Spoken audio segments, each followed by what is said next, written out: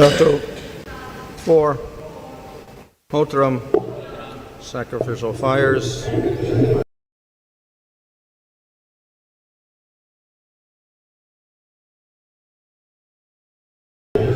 Karma Shuddham, purification of work. Prajanam, of the people in general.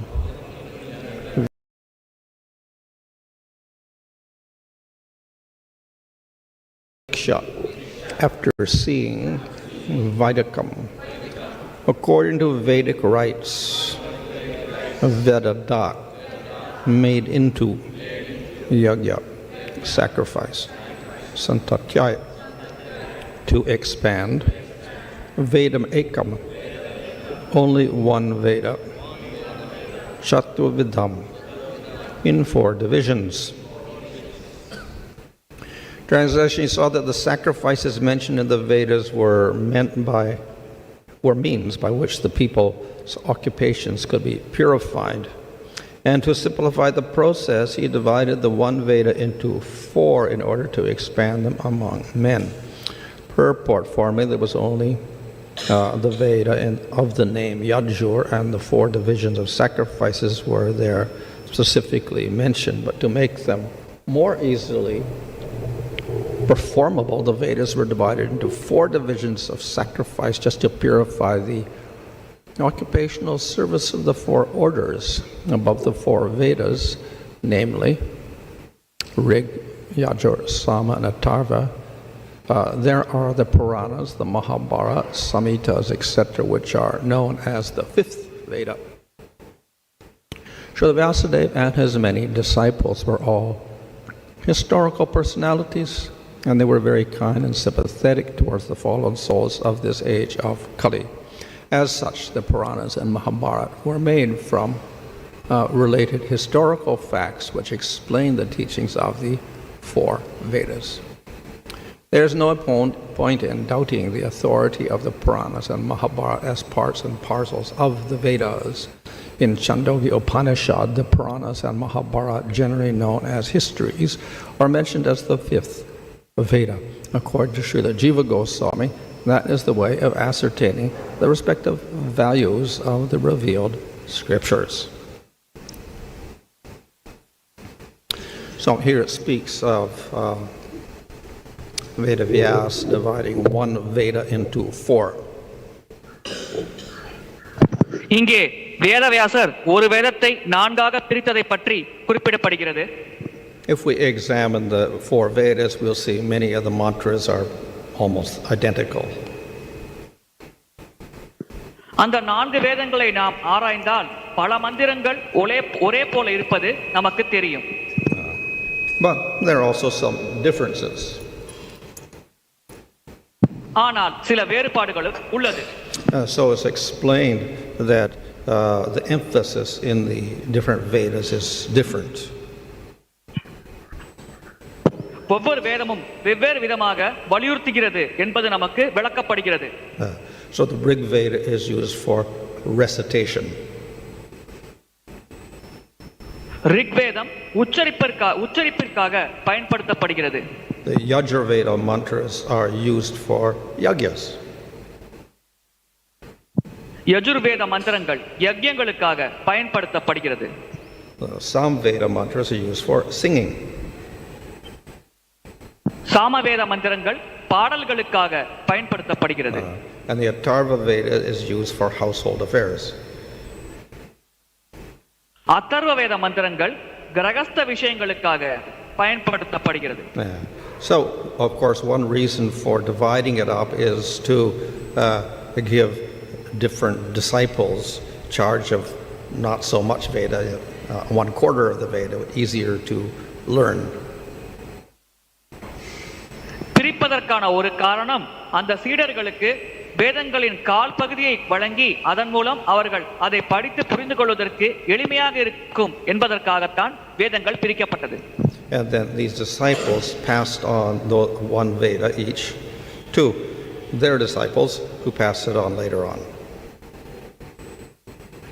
அந்த ஒரு வேத ஞானமானது அந்த சீடரிடமிருந்து அவருடைய சீடர் என்று குரு சீடர் பரம்பரை மூலமாக வந்தது.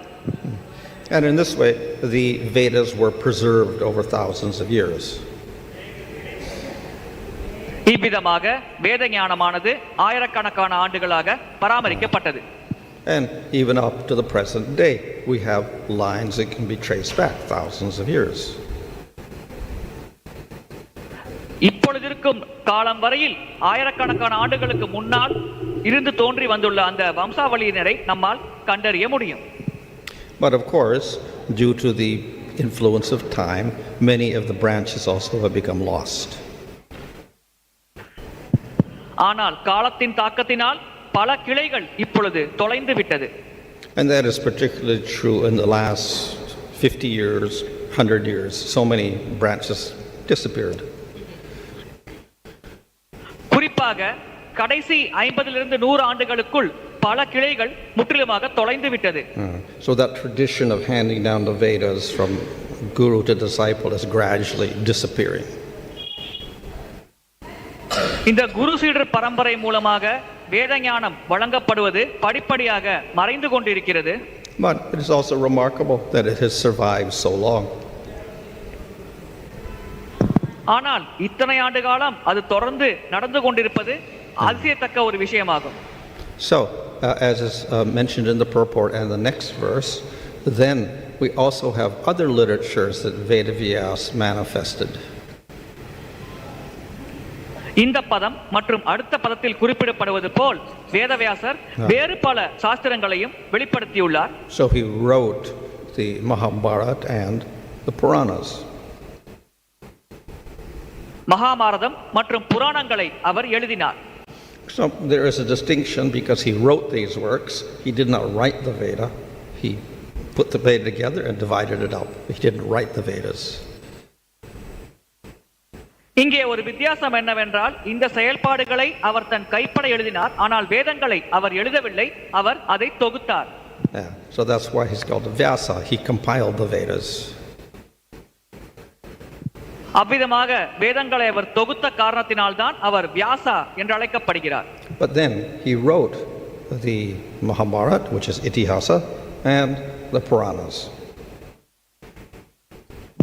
ஆனால் மகாபாரதம் ஆகிய இதிகாசத்தையும் புராணங்களையும் அவர் தன் கைப்பட எழுதினார். So in these Puranas and Itihas, Mahabharata, he's giving the same knowledge but in a simplified form. இந்த புராணங்களிலும் இதிகாசங்களிலும் அவர் அதே ஞானத்தை தான் வழங்குகிறார், ஆனால் அதை எளிமையான வழிமுறையில் வழங்குகிறார். So in verse 20, the next verse, then it says these are called the fifth Veda.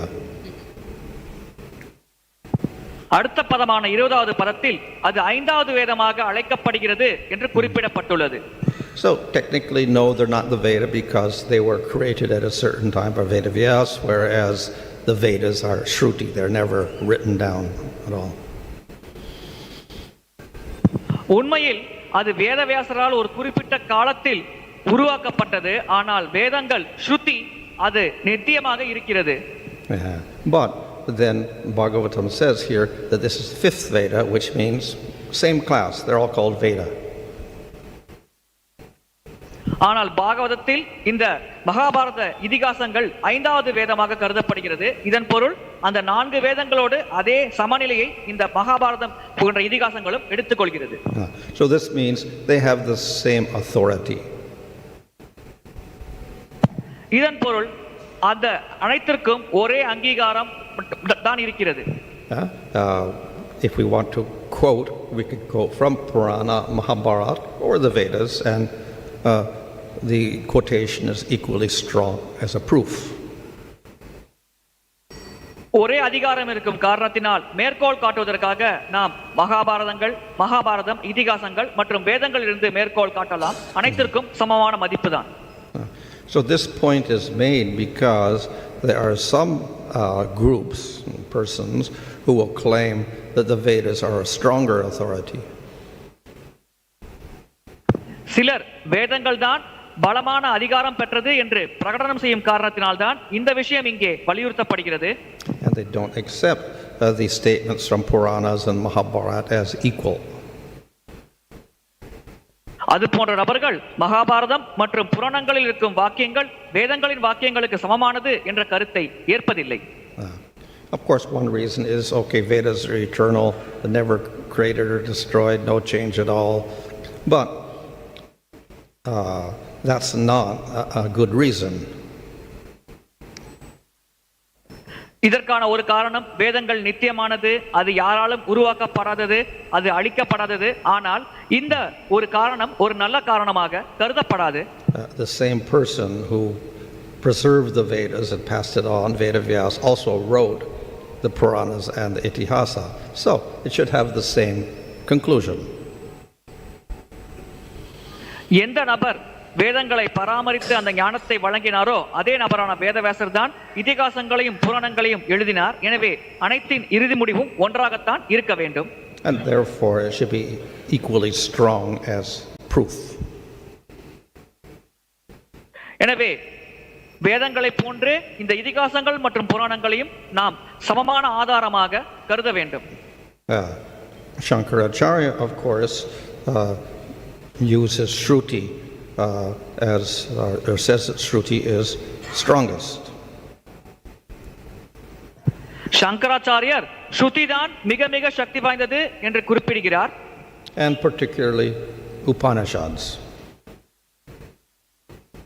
குறிப்பாக உபனிஷத்துகள். And through Upanishads he can prove that the highest entity is impersonal Brahman. உபனிஷத்துகள் மூலமாக மிக உயர்ந்த விஷயம் அருவ பிரம்மன் என்று அவர் நிரூபிக்கிறார். So if we have works like Bhagavad Gita saying that Krishna is Bhagavan, etc., then these are all secondary, not so important. அவர்களை பொறுத்தவரையில் கிருஷ்ணர் தான் ஸ்வயம் பகவான் மற்றும் பகவத்கீதை போன்ற விஷயங்கள் இரண்டாம் பட்சமானது, அவ்வளவு முக்கியத்துவம் வாய்ந்தது அல்ல. And if we are to explain them, we'll explain them in terms of impersonal Brahman. அவர்களுக்கு நாம் விளக்கம் தர வேண்டும் என்றால் நாம் அருவ பிரம்மனை அடிப்படையாக கொண்டு விளக்கம் தர வேண்டும். However, all of the Vaishnavacharyas reject this argument. எப்படி இருப்பினும் அனைத்து வைஷ்ணவ ஆச்சாரியார்களும் இந்த வாதத்தை நிராகரிக்கிறார்கள்.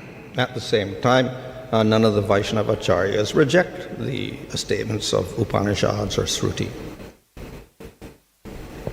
அதே சமயத்தில் உபனிஷத்துகள் மற்றும் ஸ்ருதியின் வாக்கியங்களை எந்த வைஷ்ணவ ஆச்சாரியரும் நிராகரிப்பதில்லை. But they give equal strength to the Puranas and Mahabharata. ஆனால் புராணங்கள் மற்றும் மகாபாரதத்திற்கு அது சமமான பலத்தை வழங்குகிறது. And when we do this, then we will find that Shankaracharya's conclusion is different from the conclusion of Bhagavad Gita, Mahabharata, and Bhagavatam, etc. இதை நாம் செய்யும் பொழுது சங்கராச்சாரியாரின் முடிவு மகாபாரதம், பாகவதம் போன்றவற்றின் முடிவிலிருந்து சற்று மாறுபட்டிருக்கிறது என்பதை நாம் புரிந்து கொள்ள முடியும். But how can we have contradiction in Scripture? ஆனால் சாஸ்திரத்தில் எப்படி நாம் முரண்பாடுகள் கொண்டிருக்க முடியும்? So therefore the Vaishnavacharyas have to endeavor to show that even the Shruti talks about Bhagavan. எனவே ஸ்ருதி கூட பகவானை பற்றித்தான் பேசுகிறது என்பதை வெளிப்படுத்த வைஷ்ணவ ஆச்சாரியர்கள் முயற்சிக்க வேண்டும். So Ramanujacharya wrote whole Sribhasya commentary on Vedanta Sutra, which is a commentary on Upanishads, to show that ultimately Brahman means Vishnu, Narayana. பிரம்மன் என்றால் விஷ்ணு, நாராயணன் என்பதை எடுத்துரைக்க ராமானுஜாச்சாரியர் வேதாந்தத்தின் மீது விளக்க உரை வழங்க வேண்டியிருந்தது. So of course the first sutra is the Tato Brahma Jigyasa, inquire about Brahman. முதல் சூத்திரம் தத்துவ பிரம்ம ஜிக்ஞாசா, பிரம்மனை பற்றி விசாரிக்க வேண்டும். So he says that means inquire about Vishnu. அதன் பொருள் விஷ்ணுவை பற்றி விசாரிக்க வேண்டும் என்று அவர் குறிப்பிடுகிறார். So in other words, the interpretation or his explanation of Brahma Sutras and Upanishads is about Bhagavan, not impersonal Brahman. Brahmasutra மற்றும் உபனிஷத்தை பற்றிய அவருடைய விளக்கங்கள் பகவானை பற்றி குறிப்பிடுகிறது, அரூப பிரம்மனை பற்றி குறிப்பிடுவதில்லை. So, of course, then when we come to Nimbarkacharya or Baladev Vidyabhusan, what does Brahman mean in the Vedanta Sutra? It means Krishna. நிம்பார்க்காச்சாரியார் மற்றும் பலதேவ் வித்யாபூஷனை பிரம்மன் என்றால் என்ன என்று கேட்டால் அவர்கள் பாகவத்தின் படி அது கிருஷ்ணர் என்று குறிப்பிடுகிறார்கள். So in this case, anyway, the Vaishnavacharyas take Brahman as being the source of everything, creation, destruction, etc. So that must mean Bhagavan. வைஷ்ணவாச்சாரியர்கள் படைப்பு, பிரளயம், ஆழி பராமரிப்பு போன்ற அனைத்திற்கும் பிரம்மன் தான் மூலம் என்று கருதுகிறார்கள். எனவே அவர்கள் பிரம்மனாக கருத்துவது பரமபுருஷ பகவானை. So then there's no contradiction between Brahma Sutras, Upanishads and Bhagavad Gita, where Krishna says, Aham sarvasya prabhava, I'm the source of everything. இவ்வகையில் பிரம்மசூத்திரம், உபனிஷத்துக்கள் மற்றும் பகவத்கீதைக்கு இடையில் எந்தவித முரண்பாடுகளும் இல்லை. அங்கே பகவத்கீதையில் நான் தான் அனைத்தின் மூலம் என்று கிருஷ்ணர் குறிப்பிடுகிறார். The advantage of Puranas like Bhagavad Purana or Mahabharata and Bhagavad Gita is that this truth is revealed more directly. பாகவத புராணம் மற்றும் மகாபாரதம், பகவத்கீதை போன்றவற்றில் இந்த உண்மையானது நேரடியாக வெளிப்படுத்தப்படுகிறது. And if we take the authority of Itihasa and Puranas as equal to the Vedas, then there is no problem in doing that. இதிகாசங்கள் மற்றும் புராணங்கள் வேதங்களுக்கு சமமானது என்று நாம் கருதினால் அதில் எந்த பிரச்சனையும் இருக்காது. Interestingly enough, the Bhagavatam also recognizes Brahman. சுவாரஸ்யமாக பிரம்மனை பாகவதமும் அடையாளம் காண்கிறது. So this impersonal realization is one aspect of Bhagavan. இந்த அரூப பிரம்மன் என்பது பகவானின் ஒரு அம்சமாகும். So it is spiritual, Bhagavan is spiritual, but Bhagavan has a form, Brahman has no form. பிரம்மனும் ஆன்மீகமானது, பகவானும் ஆன்மீகமானவர். ஆனால் பகவானுக்கு வடிவம் உண்டு, பிரம்மனுக்கு வடிவம் இல்லை. So we can also say Bhagavan is also Brahman. எனவே பகவானும் பிரம்மன் என்று நாம் கூறலாம். And Brahman also is supreme. பிரம்மனும் மிக உயர்ந்தது என்று நாம் கூறலாம். However, we also explain that the impersonal feature of the Lord is there, but this is, I say, partial realization of the Lord. பகவானுக்கு அருவ அம்சம் இருக்கிறது, ஆனால் இது பகவானை பற்றிய ஒரு பகுதி உணர்தல் என்று நாம் கூறலாம். Just as the light of the sun is fine, but the Surya Dev, the deity of the sun in the sun, is ultimately more important. சூரிய ஒளி முக்கியமானது, ஆனால் சூரிய தேவர் அதில் இருக்கும் அதிபதியானவர் அதைவிட முக்கியமானவர்.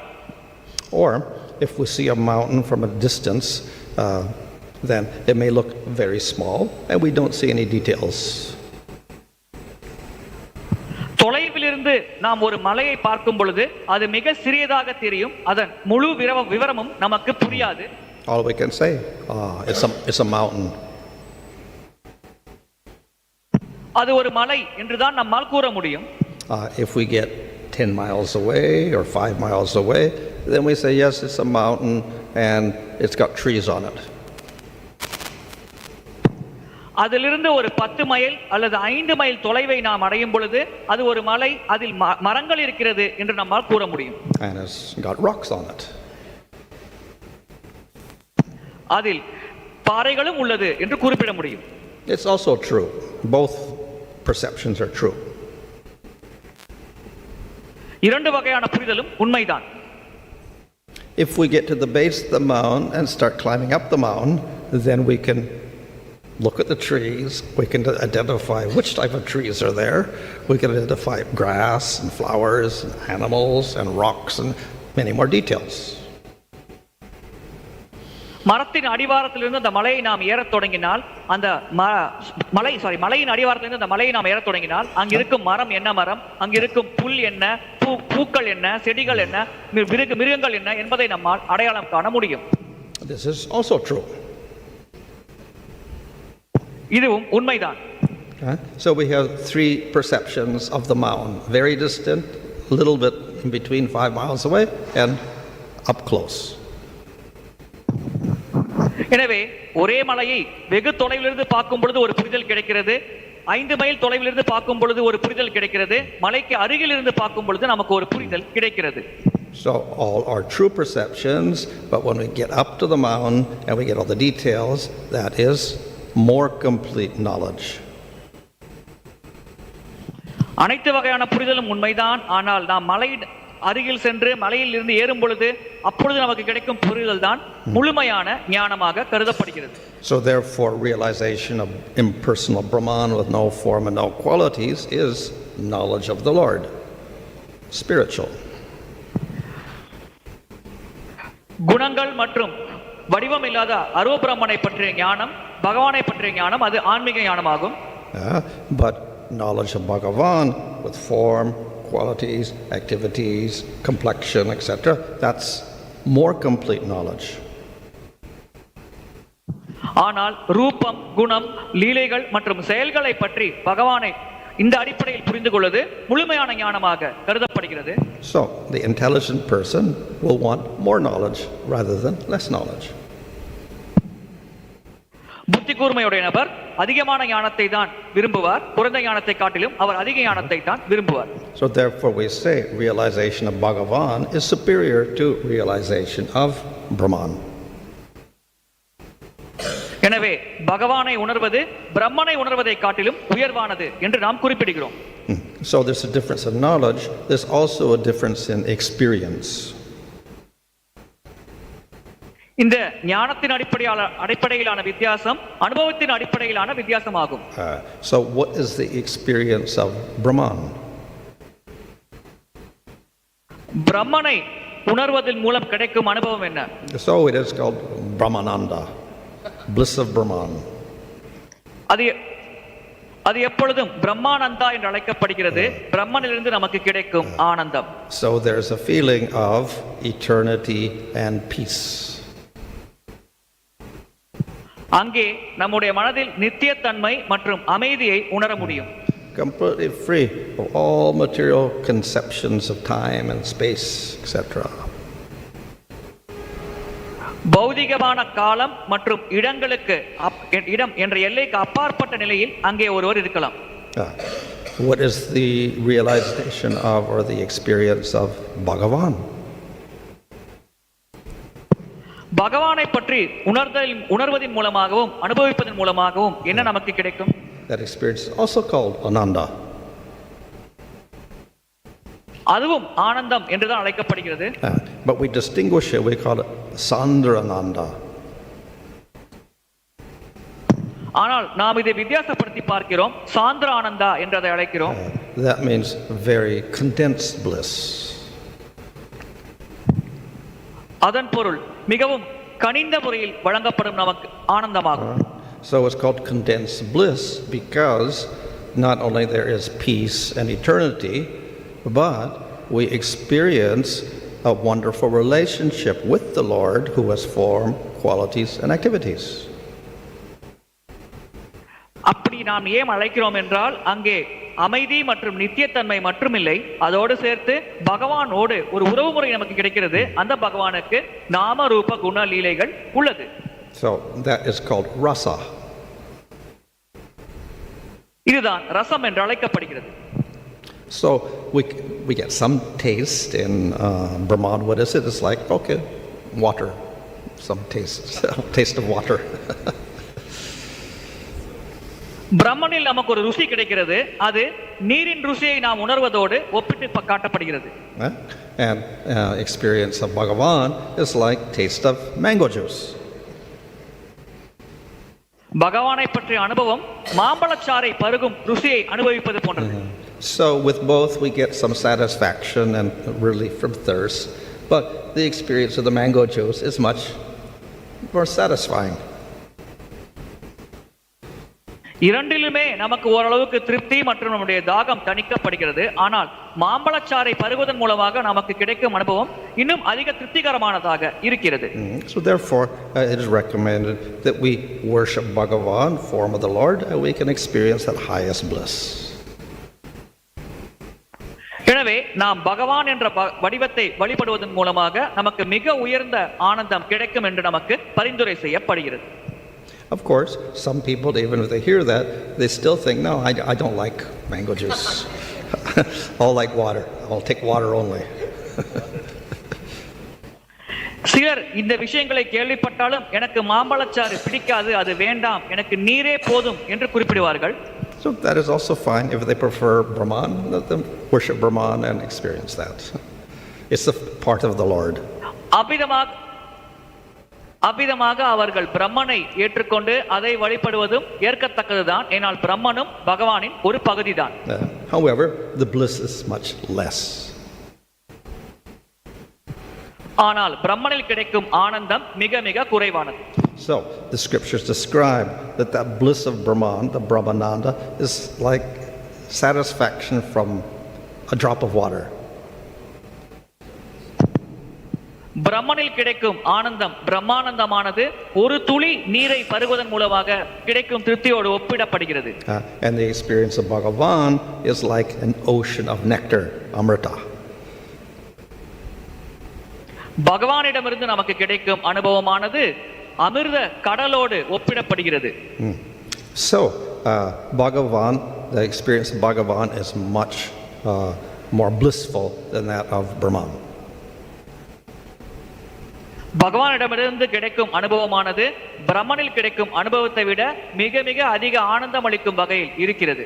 However, Srimad Bhagavatam makes another point. ஆனால் பாகவதத்தில் வேறு ஒரு விஷயமும் குறிப்பிடப்படுகிறது. There are many forms of Bhagavan. பகவானிற்கு பல வடிவங்கள் உள்ளது. And they're all most blissful. அவை அனைத்துமே அதிகமான ஆனந்த வழங்கக்கூடியதாக இருக்கிறது. But experience of Krishna is the most blissful. ஆனால் கிருஷ்ணரிடமிருந்து நமக்கு கிடைக்கும் அனுபவம் தான் மிக மிக உயர்ந்த ஆனந்தம் தரக்கூடியதாக இருக்கிறது. So therefore, Bhagavatam recommends everybody should worship Krishna. எனவே அனைவரும் கிருஷ்ணரை வழிபட வேண்டும் என்று பாகவதம் பரிந்துரை செய்கிறது.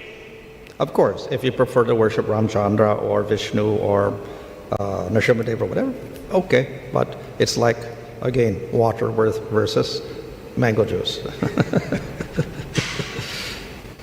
ராமச்சந்திரர், விஷ்ணு, நரசிங்கதேவரை வழிபட நீங்கள் விரும்பினால் அதுவும் ஏற்கத்தக்கது. ஆனால் இந்த ஒப்பீடானது அந்த மாம்பழச்சாறை நீரோடு ஒப்பிட்டு பார்த்தோமே அதே போல ஒரு ஒப்பீடாகும். So Bhagavatam's special content, therefore, is to reveal Krishna as the highest form of Bhagavan. கிருஷ்ணர் தான் பகவானின் வடிவங்களில் மிக மிக உயர்ந்த வடிவம் என்பதை எடுத்துரைக்கும் வண்ணம் பாகவதத்தில் பல தலைப்புகள் நமக்கு விளக்கப்பட்டுள்ளது. And therefore this is called the highest fruit on the desire tree of the Vedas.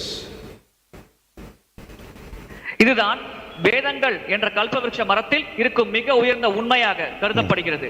So the four Vedas are there giving artha, dharma, kama, moksha. நான்கு வேதங்கள் நமக்கு அர்த்த, தர்ம, காம, மோட்சத்தை வழங்குகிறது. Other Puranas are there giving bhakti. மற்ற புராணங்கள் நமக்கு பக்தியை வழங்குகிறது. But the sweetest fruit and the highest fruit on the tree of the Vedas is Bhagavatam. ஆனால் அந்த வேதங்கள் என்ற மரத்தில் இருக்கும் மிக உயர்ந்த பழம், மிக இனிமையான பழம் Bhagavatam. Why? Because it reveals Krishna. ஏனென்றால் அது கிருஷ்ணரை வெளிப்படுத்துகிறது.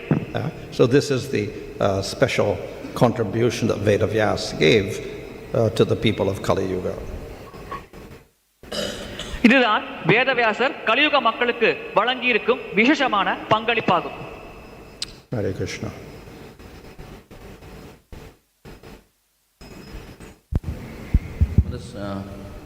We see there are three kinds of Puranas. Puranas in mode of goodness, Puranas in mode of rajoguna, passion and ignorance. And also we see that these Puranas are not different from the Vedas. This is the fifth Veda. But is there any category of Vedas that which is mode of goodness, passion and ignorance? And what Vedas? Yeah, 4 Vedas. Is there any category?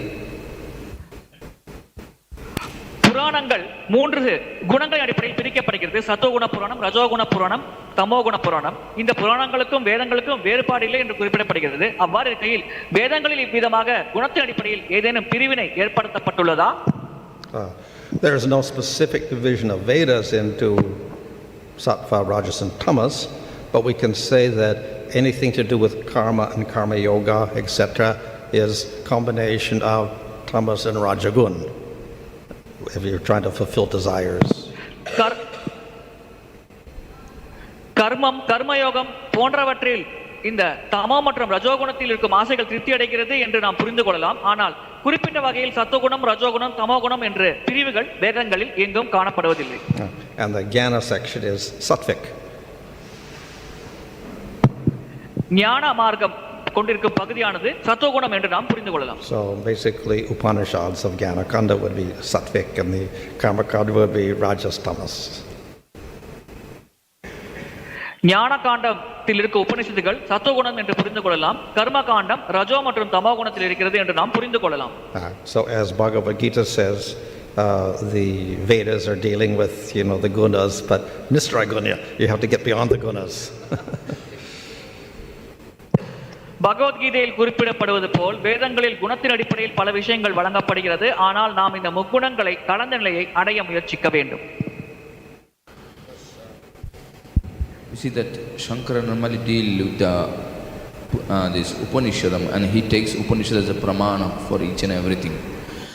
So, but how the way Shankara explain this Upanishad, does he take this secondary meaning of the Upanishad or primary meaning? Who? Shankara. Shankara takes primary. சங்கராச்சாரியார் உபனிஷத்துக்களை பிரமாணமாக ஏற்கிறார். அவ்வாறு இருக்கையில் அவர் உபனிஷத்துக்களிலிருந்து பிரதானமான அர்த்தத்தை எடுத்துக்கொள்கிறாரா அல்லது இரண்டாம் பட்ச அர்த்தத்தை எடுத்துக்கொள்கிறாரா?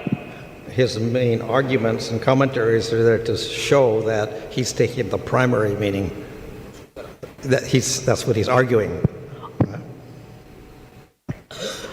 அவருடைய விளக்க உரை மற்றும் வாதம் அனைத்தும் அவர் பிரதானமான முதன்மை அர்த்தத்தை எடுத்துக்கொள்கிறார் என்பதை எடுத்துரைக்கும் வண்ணம் அமைகிறது. But Ramanujacharya and Madhvacharya argue that that's a wrong interpretation. It's a mistaken interpretation. It's not the main meaning. ஆனால் ராமானுஜாச்சாரியர் மற்றும் மத்வாச்சாரியர் இந்த விளக்கம் சற்று தவறானது, இது வேதத்தின் பிரதான அர்த்தம் அல்ல என்று வாதிடுகிறார்கள். Still, some statements have to be given a secondary meaning, we can say. இருப்பினும் சில வாக்கியங்களுக்கு இரண்டாம் பட்ச அர்த்தம் வழங்கப்பட வேண்டும் என்று நாம் கூறலாம். So there are statements of oneness, for instance, Sarvam Kalvidam Brahma, only Brahman exists, nothing else exists. ஒருமை கொள்கைகள் எடுத்துரைக்கும் வண்ணம் வாக்கியங்கள் இருக்கிறது. பிரம்மன் மட்டுமே இருக்கிறது, வேற எதுவும் இல்லை என்று குறிப்பிடும் வாக்கியங்கள் அங்கே இருக்கிறது. So Shankaracharya takes that as primary statement. சங்கராச்சாரியார் அதை பிரதானமான வாக்கியமாக ஏற்றுக்கொள்கிறார். And things like two birds in a tree, etc., that's all secondary. We'll interpret that. அவரை பொறுத்தவரையில் ஒரே மரத்தில் இருக்கும் இரண்டு பறவைகள் போன்ற வாக்கியங்கள் இரண்டாம் பட்சமானது. But Madhvacharya and Ramanujacharya says that statement about oneness is, we can interpret that. Madhvacharya மற்றும் ராமானுஜாச்சாரியர் கூறுகிறார்கள் அந்த ஒருமையை பற்றிய வாக்கியத்தை நாம் வேறு விதமாக அர்த்தம் கற்பிக்கலாம் என்று. It does not mean absolute oneness. அது பூரண ஒருமையை விளக்கவில்லை என்று குறிப்பிடுகிறார்கள். So Ramanujacharya says, yes, oneness is there, but within that there's difference also. So Vishishtadvaita. Ramanujacharya குறிப்பிடுகிறார் ஒருமை இருக்கிறது, அதிலும் வித்தியாசங்கள் இருக்கிறது, எனவே விசிஷ்ட அத்வைத்தமானது உருவாகிறது. So if we have an object like this, the object will have qualities. இது போன்ற ஒரு பொருள் நம்மிடம் இருந்தால் அந்த பொருளுக்கு பண்புகள் இருக்கும். Has a certain shape, has a certain color, certain made out of a certain metal, etc. These are its qualities. அதற்கு ஒரு குறிப்பிட்ட வடிவம் இருக்கும், ஒரு குறிப்பிட்ட நிறம் இருக்கும், அது ஒரு குறிப்பிட்ட உலோகத்தால் உருவாக்கப்பட்டிருக்கும். இது போன்ற அதற்கென்று சில பண்புகள் இருக்கும். So the question arises, is the object a sum total of all the qualities? எனவே இந்த பொருள் அனைத்து குணங்களின் கூட்டல் மொத்தம் என்று நாம் எடுத்துக்கொள்ளலாமா என்ற ஒரு வினா எழலாம். So the answer would be no, the object is there and it has qualities. It's not that there's just a bunch of qualities together, an object possesses all these qualities. So the object is different from the qualities. இதற்கான பதில் அபிதமாக நாம் எடுத்துக்கொள்ள கூடாது. அந்த பொருள் இருக்கிறது, அந்த பொருளுக்கென்று இத்தனை பண்புகள் இருக்கிறது, இந்த பொருள் இந்த பண்புகளின் கூட்டல் என்று நாம் புரிந்து கொள்ள கூடாது. But if we take one of the qualities away, for instance the metal it's made out of, instead we don't have a steel one, we have a copper one, it's not the same object anymore. Yeah. ஆனால் இதிலிருந்து ஒரு பண்பை நாம் நீக்கிவிட்டால், இப்பொழுது அதில் இருக்கும் இரும்பை நீக்கிவிட்டு காப்பரால் அதை செய்தால் அது அந்த பண்புகள் பழைய மாதிரி இருக்காது. So it's very difficult to separate the object from its quality.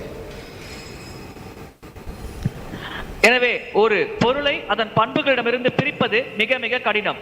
So in that sense we say oneness. But because it is different from the object, we say difference. So that's Vishishtadvaita. அபிதமாக நாம் ஒருமை ஏற்கிறோம், ஆனால் அதில் சில வேறுபாடுகள் அந்த பொருளிடமிருந்து வேறுபாடுகள் இருக்கும் காரணத்தினால் நாம் அந்த விசிஷ்ட அத்வைதத்தை ஏற்கிறோம். Ramanujacharya takes a little bit of a different viewpoint. Ramanujacharya வித்தியாசமான கண்ணோட்டத்தை கொண்டிருக்கிறார். He says, don't talk about oneness, that's only we can interpret it. Doesn't mean oneness. அவர் கூறுகிறார், ஒருமையை பற்றி நீங்கள் பேசாதீர்கள், அதற்கு பல வகையில் நாம் அர்த்தம் கற்பிக்கலாம் என்று. அது ஒருமை என்று பொருள்படாது என்று கூறுகிறார். Simply means everything's under the control of the Lord. எளிமையான விளக்கம், அனைத்துமே பகவானின் கட்டுப்பாட்டில் உள்ளது. So therefore he interprets oneness. இவ்விதமாக அவர் ஒருமைக்கு விளக்கம் தருகிறார். Just as Shankaracharya interprets difference. எப்படி சங்கராச்சாரியார் வேறுபாடுகளுக்கு விளக்கம் தருகிறாரோ அதே போல. Ultimately all difference is illusory.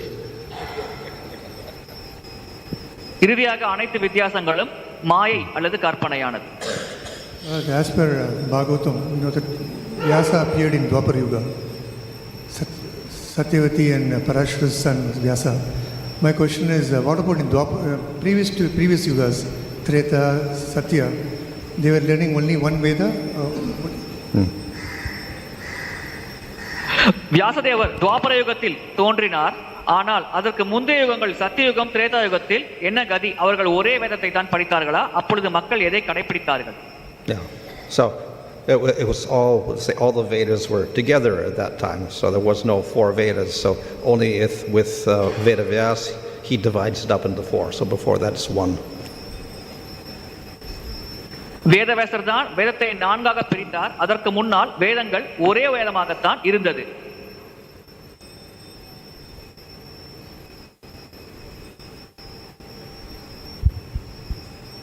There are four Vedas, Rig, Sama, Yajur and Atharvana Veda. The fourth Veda basically meant for tantric things like a Keralite and all, they use Atharvana Veda. In general family, some family belong based on Gotra, they belong to Rig Veda, some family belongs to Yajur Veda and Sama Veda. What is reversed actually, because nobody studied these Brahmins, Rig Veda or other Vedas, but they consider themselves followers of Rig Veda. How is it reversed actually? What is he? Yeah, they're from certain Shaka, yeah. So then? They are only this, because you are mentioning that it gives us the apologies for Veda, saying correct. Yeah. So then? But this is there a mix of people. Nowadays. Oh, well, the tradition is that each Brahmin family, they send their children, boys, to the Gurukul, and they will learn at least one Veda. Whatever the father learned, they will also learn. And then they'll use that Veda. They come back to the house, become a Grihasta, but they will master at least one Veda. If they're lucky, they may do 2, 3, or 4 Vedas also, but at least the one Veda. And they will pass that on to their son, and he will also learn that Veda like this. So in this way, we have different sakas coming down, and different families are supposed to at least know one Veda. But we know within the last 500 years that system of learning even one Veda is not there with the Brahmins. Very few, I would think, maybe a few priests in the temple may do this, but other than that, not many people are learning even one Veda. Yeah? So tradition becomes lost. வேதங்களின் பின்னணியில் சில பிராமண குடும்பங்கள் தங்களை அடையாளப்படுத்திக் கொள்கிறார்கள். இதை எப்படி புரிந்து கொள்வது என்பது கேள்வி. அதற்கு மகாராஜரின் பதில், பாரம்பரியமாக ஒவ்வொரு குடும்பத்தில் ஒரு குறிப்பிட்ட வேதத்தை அவர்கள் படித்து வருகிறார்கள். அவர்கள் தங்கள் குழந்தைகளுக்கு என்று வழங்குகிற ஞானத்தை இதன் மூலமாக கடந்த 500 ஆண்டுகளாக இந்த பழக்கமானது பிராமண குடும்பங்களில் இருக்கிறது.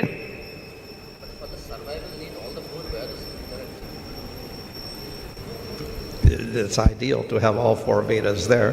There's still a few, I think one Saka of the Atharva Veda is left. A few of the Samveda, more of the Rig Veda, more of the Samveda, maybe 10 or 12 left of those original lines coming down. உண்மையாக அந்த வம்சாவளியில் அத்தர்வ வேதத்திற்கு ஒரே ஒரு வம்சாவளி மட்டும்தான் இப்பொழுது உண்மையாக இருக்கிறது. சாமவேதத்திற்கு 10 என்று, ரிக்வேதத்திற்கு அதிகோட அதிகமாக என்று பல வம்சாவளியினர்கள் இப்பொழுதும் இன்றளவிலும் உலகத்தில் இருக்கிறார்கள். Online questions.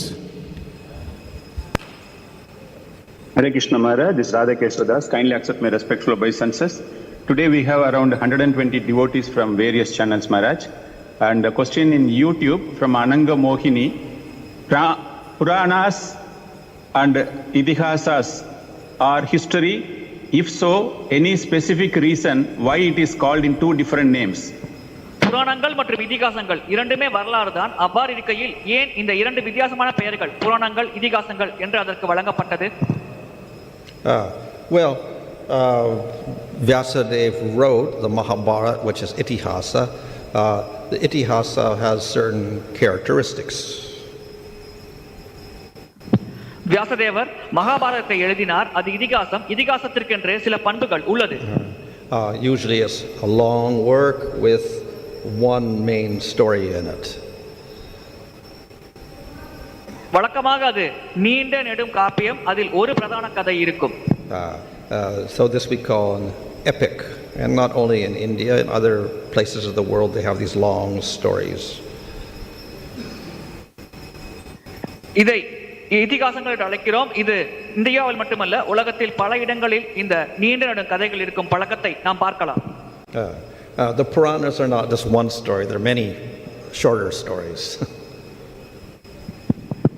புராணம் என்பது ஒரு கதை அல்ல, அங்கே பல சிறு கதைகள் இருக்கிறது. And as we see with Bhagavatam, it talks about the 10 lakshanas or the 10 topics of a Purana. பாகவதத்தில் 10 லட்சணங்கள் அல்லது 10 தலைப்புகள் புராணத்தை பற்றிய தலைப்புகளை பற்றி விளக்குகிறது. So we have Sarga, Visarga, Stana, Uti, Manvantara, Isha Anukatta, Mukti, Nirodha, Mukti, and conclusion, or everything. Asraya. சர்கா, Visakha, ஈசானகாதா, முக்தி, நிராகா, ஆசிரயா போன்ற தலைப்புகள் இருப்பதை நாம் பார்க்கலாம். Hare Krishna Maharaj, Mangalamayi Malini Devidasi's question. Why this Krishna consciousness, which gives the supreme knowledge of Krishna, is realized very late or accepted by people through Chaitanya Mahaprabhu when comparing to Vedas, Puranas and Idihasas? இந்த கிருஷ்ண உணர்வானது கிருஷ்ணரை பற்றிய மிக உயர்ந்த ஞானத்தை வழங்குகிறது. ஆனால் இந்த ஞானத்தை உணர்வதற்கு மக்கள் நீண்ட நெடும் காலங்கள் எடுத்துக்கொள்கிறார்கள். வேதங்களில் இருந்து இதை புரிந்து கொள்வதற்கு பதிலாக காலம் கடத்தி சைத்தன்ய மகாபிரபு வந்த பிறகுதான் இதை புரிந்து கொள்கிறார்களே. இந்த நிகழ்வு ஏன் நடந்தது? Why is it late? Late? What does it mean late? Why this is realized after so much of years? Why it came so much after so many years? Even after 500 years. Because Bhagavatam means Bhagavatam is Krishna. Yeah. But not the many people know this about. Oh, yeah. So, scriptures speak the truth, but due to ignorance or whatever, people cannot always see the truth, even if it's quite evident. சாஸ்திரங்கள் உண்மையை விளக்கும், ஆனால் அறியாமை காரணமாக மக்களால் அந்த உண்மை விளக்கப்பட்டிருந்தாலும் அதை அவர்களால் புரிந்து கொள்ள முடியாது. So it requires someone to tell everybody, oh, this is what it says, this is the truth. இதுதான் இங்கே விளக்கப்படுகிறது, இதுதான் உண்மை என்று கூறுவதற்கு ஒரு நபர் அனைவருக்கும் தேவைப்படுகிறார். Just like it's well known, we have 4 yugas, we have 4 yuga dharmas. So everybody accepts that. 4 யுகங்கள் இருக்கிறது, 4 யுக தர்மங்கள் இருக்கிறது என்று நமக்கு தெரியும். இதன் காரணமாக அனைவரும் இதை ஏற்கிறார்கள். But then who follows it? ஆனால் யார் அதை கடைபிடிக்கிறார்? That's the Lord should say. See, this is what it says. Nam Sankirtan is the Yuga Dharma. So we have to do Nam Sankirtan. So he had to reveal the meaning to everybody. Chaitanya Mahaprabhu வெளிப்படுத்துகிறார், நாம சங்கீர்த்தனம் தான் கலியுகத்தின் யுக தர்மம், இதுதான் சாஸ்திரத்தில் குறிப்பிடப்படுகிறது என்று. எனவே அனைவரும் இப்பொழுது நாம சங்கீர்த்தனில் ஈடுபடுகிறார்கள். எனவே இவ்விதமாக சாஸ்திர அர்த்தங்களை வெளிப்படுத்துவதற்கு ஒரு நபர் தேவைப்படுகிறார். There's a question here. We see in Vraja, the Vrajavasis worship Vishnu to worship Krishna. How to understand this? பிரஜவாசிகள் விஷ்ணுவை வழிபடுகிறார்கள், கிருஷ்ணரை வழிபடுகிறது என்பதை எப்படி புரிந்து கொள்வது? They don't actually worship Vishnu in order to worship Krishna. They just worship Vishnu as Supreme Lord. கிருஷ்ணரை வழிபடுவதற்காக அவர்கள் விஷ்ணுவை வழிபடவில்லை, விஷ்ணுவை பரமபுருஷ பகவானாக அவர்கள் வழிபடுகிறார்கள். They also worship Shiva and Indra. அவர்கள் Sivaperuman இந்திரதேவரையும் வழிபடுகிறார்கள். They don't see Krishna as God, they see him as Nanda's son. அவர்கள் கிருஷ்ணரை பகவானாக பார்ப்பதில்லை, நந்த மகாராஜரின் மகனாக பார்க்கிறார்கள். But their service to Krishna is the highest worship. ஆனால் அவர்கள் கிருஷ்ணருக்கு செய்யும் சேவைதான் மிக உயர்ந்த வழிபாட்டு முறையாகும்.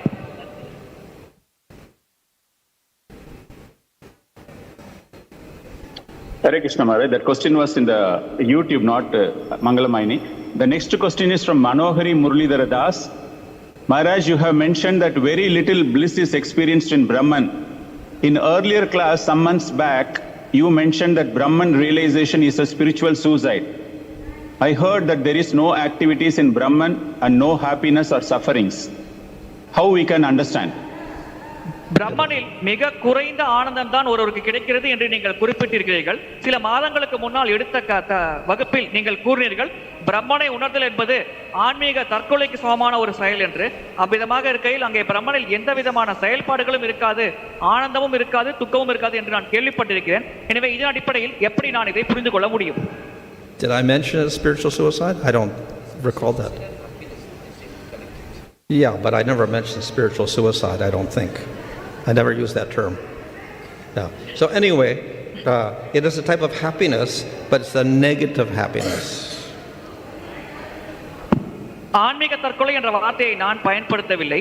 எப்படி இருப்பினும் அது ஒரு வகையான It's the absence of suffering, absence of karma, absence of ignorance.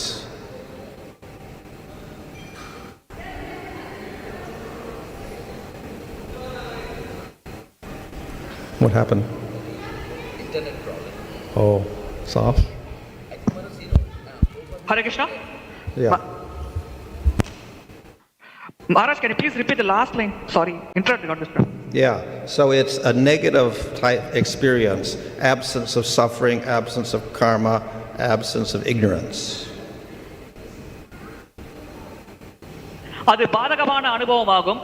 அங்கே கர்ம வினை கிடையாது, உணர்வுகள் கிடையாது, அறியாமை கிடையாது. So for some people that's happiness. Get rid of my suffering. சில மக்களுக்கு அது So yes. சில மக்கள் அதை ஆனந்தமாக கருதுகிறார்கள். if we don't have any ignorance, if we don't have any suffering, that's a nice, peaceful state that we call that happiness in one sense.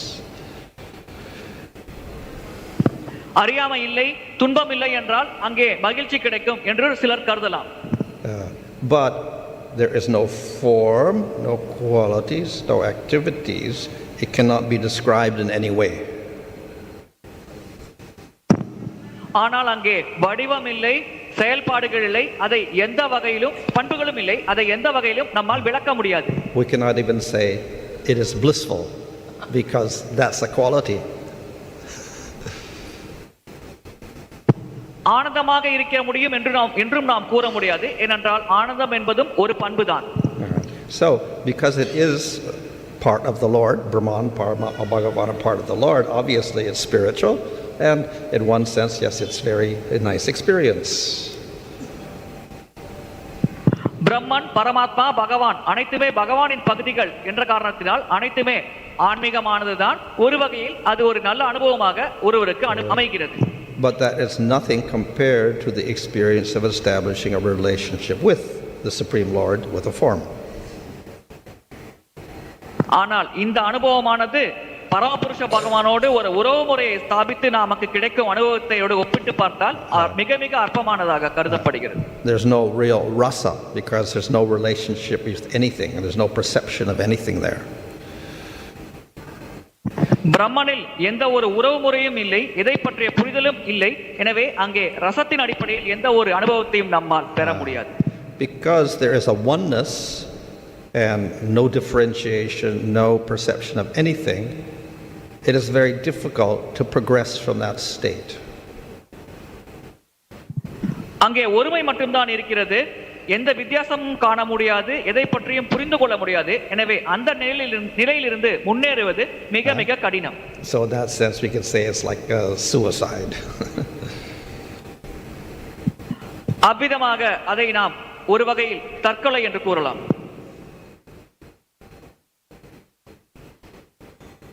Hare Krishna Maharaj, no further questions Maharaj. Thank you very much. Mantra Srimad Bhagavatam ki